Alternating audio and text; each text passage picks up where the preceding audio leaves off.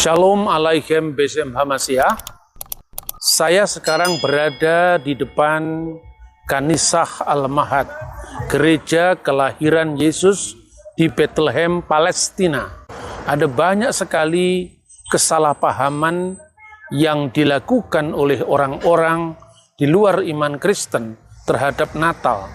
Bahkan pandangan teologis yang dipaksakan oleh pihak luar terhadap iman Kristen, dan tentu pandangan itu keliru, itu kemudian dijadikan alasan untuk misalnya pengharaman pengucapan Selamat Natal. Saya ingin membahas salah satu kesalahpahaman itu, di mana ungkapan Yesus sebagai Ibnullah, sebagai anak Allah, sebagai putra Allah, seolah-olah dipahami bahwa orang Kristen itu percaya bahwa Allah itu beranak dan diperanakkan. Pandangan yang demikian tentu jauh daripada kebenaran. Jikalau orang Kristen mengatakan Yesus adalah putra Allah, maknanya bukan Allah itu beranak secara fisik, melainkan Yesus dalam praeksistensinya sebagai Sang Firman atau Firman Allah. Sebagaimana disebutkan dalam Injil Yohanes pasal 1 ayat 1. En arki in hulokos, ke hulokos in prostonteon, ke theos in hulokos. Pada mulanya adalah firman, dan firman itu bersama-sama dengan Allah, dan firman itu adalah Allah. Atau terjemahannya dalam bahasa Arab, fil batil kanal kalimah wal kalimatu kana indallah wa kana kalimatullah. Jadi dalam posisi Yesus sebagai firman Allah, itulah maka orang Kristen percaya Yesus adalah putra Allah. Jadi putra Allah adalah kiasan dari Sang Firman yang praeksisten, Sang Firman yang sudah ada sebelum kelahirannya ke dunia. Karena itu iman Kristen mempercayai bahwa ada dua makna kelahiran. Yang pertama adalah kelahiran ilahi, divine birth of Jesus Christ. Dan yang kedua adalah kelahiran insaninya sebagai putra Maryam yang dilahirkan secara perawan dari Bunda Suci Maria. Makna yang pertama, firman Allah yang lahir dari Allah sebelum segala abad. Inilah yang diungkapkan dengan putra Allah. Artinya Allah mewahyukan diri melalui Sang Firman, sehingga Allah yang tidak kelihatan menjadi kelihatan melalui kedatangan firman-Nya.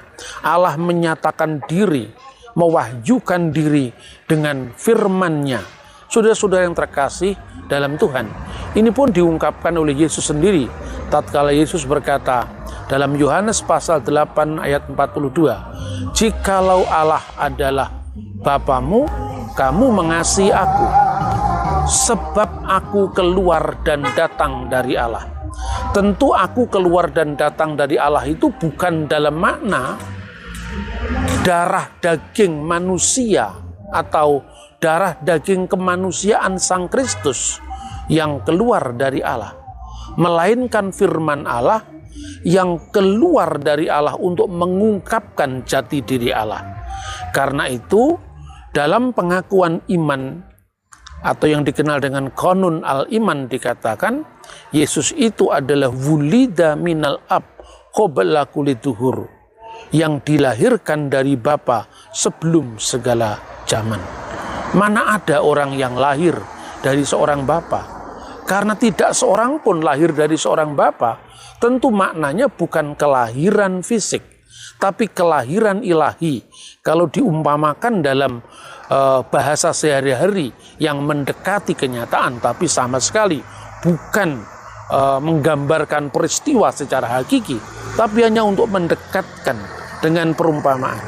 Lahirnya sebuah ide dari pemikiran seseorang tentu tidak berarti orang itu membutuhkan istri untuk melahirkan ide. Sebelum ide itu lahir dari diri seseorang, dari pikiran seseorang, maka pikiran orang itu satu dengan orang yang bersangkutan dan tidak bisa dipisahkan. Inilah maknanya kelahiran ilahi yang diumpamakan seperti pikiran seseorang yang melahirkan gagasan dan untuk menyatakan siapa orang yang menyatakan diri. Kemudian dalam ayat 14, firman itu telah menjadi manusia. Di sini sama sekali tidak pernah dikatakan firman menjadi setengah manusia. Firman itu menjadi manusia. Artinya logos ilahi, sang firman yang olehnya segala sesuatu dijadikan, telah menjadi manusia.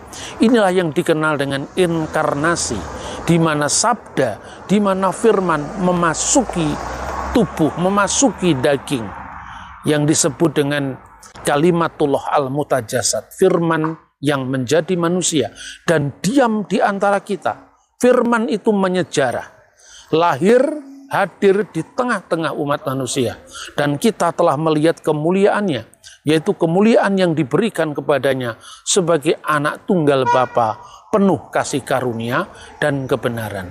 Kelahiran yang kedua inilah yang disebut kelahiran insani dari Bunda Perawan Maryam.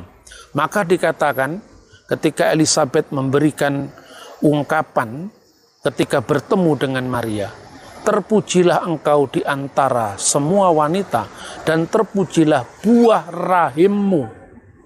Buah rahim dari Bunda Maria adalah Yesus. Jadi secara insani, Yesus lahir sebagai buah rahim Bunda Maria, sebagai buah tubuh Bunda Maria. Namun secara ilahi, dia firman Allah yang lahir dari Allah. Karena kelahiran yang pertama ini bukan kelahiran fisik, maka disebutkan sebelum segala abad. Ungkapan-ungkapan seperti ini adalah ungkapan yang hanya bisa dipahami dengan logika metafisik, bukan logika matematik. Karena itu, ungkapan lahir dari Bapa sebelum segala abad itu merupakan refleksi gereja dari awal sejarah kekristenan. Anda bisa menafsirkan kitab suci dengan tafsiran Saksi Yehova, tafsiran kaum Unitarian. Tapi lihat bagaimana para bapak gereja yang diajar sendiri oleh para rasul. Saya ingin mengutip, misalnya Mar Ignatius al-Antaki atau Santo Ignatius dari Antioquia. Dalam 7 surat kirimannya telah memotret, menyaksikan sebagai saksi sejarah bagaimana perkembangan gereja mula-mula dan imannya tentang Yesus Kristus. Dia mengatakan bahwa kita percaya dengan satu tabib agung kita, Yesus Kristus Tuhan, yang lahir dari Bapa, yang lahir dari Allah, sekaligus lahir dari Bunda Maria. Ek Theos ke ek Marias. Lahir dari Allah artinya Allah mewahyukan diri melalui sang firman, yaitu Yesus Kristus. Lahir dari Maria artinya kelahiran secara fisik dari Bunda Maria. Maka jikalau orang Kristen berkata Tuhan Yesus Kristus, tentu yang disebut Tuhan ini adalah Lord of Lord, Tuan atas segala Tuan. Dan ini salah satu gelar dari Sang Mesias yang dinubuatkan oleh Raja Daud di dalam kitab Mazmur pasal 110 ayat 1. Neum Hashem Laduni, berfirmanlah Tuhan kepada Tuanku. Dan menurut tafsiran para rabi Yahudi, baik itu sebelum maupun setelah kekristenan, ungkapan Adoni atau Adonai itu merujuk kepada Malka Mesiha, Raja Mesias yang akan datang. Jadi itulah gelar ketuhanan Yesus. Sementara gelar keilahian Yesus itu merujuk kepada firman Allah yang adalah Allah sendiri. Pertanyaannya, kenapa firman Allah itu adalah Allah sendiri? Karena tidak pernah ada waktu di mana Allah ada tanpa firman-Nya. Sehingga Alkitab mengatakan firman itu bersama-sama dengan Allah dan firman itu adalah Allah. Karena tidak mungkin Allah ada dan firman-Nya belum ada. Karena kalau itu terjadi berarti Allah tidak maha sempurna. Sebaliknya, tidak mungkin kita bicara tentang firman Allah tanpa merujuk kepada wujud dari yang memiliki sang firman itu, yaitu Allah sendiri. Begitu pula rohnya. Rohnya yang disebut Roh Kudus, yang sejak awal penciptaan disebutkan dalam kitab suci, Wiruah Elohim merakefet alfini hamayim. Dan ketika roh Allah itu melayang-layang di atas permukaan air, tentu ini artinya penyaluran hidup ilahi dalam ciptaan mula-mula. Itu artinya bahwa hidup ilahi yang bersumber dari diri ilahi itu ada dalam Allah sendiri. Karena itu iman Kristen percaya Bapa, Putra, dan Roh Kudus. Allah, firman Allah, dan rohnya yang satu kekal selama-lamanya. Karena itu selamat menghayati bulan Natal yang sebentar lagi kita peringati. Dan artinya dari tanah suci ini saya mengajak kepada saudara-saudara Kristen secara khusus adalah memperdalam iman kita. Sehingga setiap bulan Desember tiba, bulan salah paham ini tiba, saudara-saudara tidak perlu harus digonjang-ganjingkan, harus digoyangkan, harus diharu-birukan oleh ajaran-ajaran yang menentang kekristenan. Kiranya firman Tuhan dari tanah suci ini secara khusus dari gereja kelahiran Yesus di Bethlehem ini memberkati kita semua. Shalom alaikum. Besem.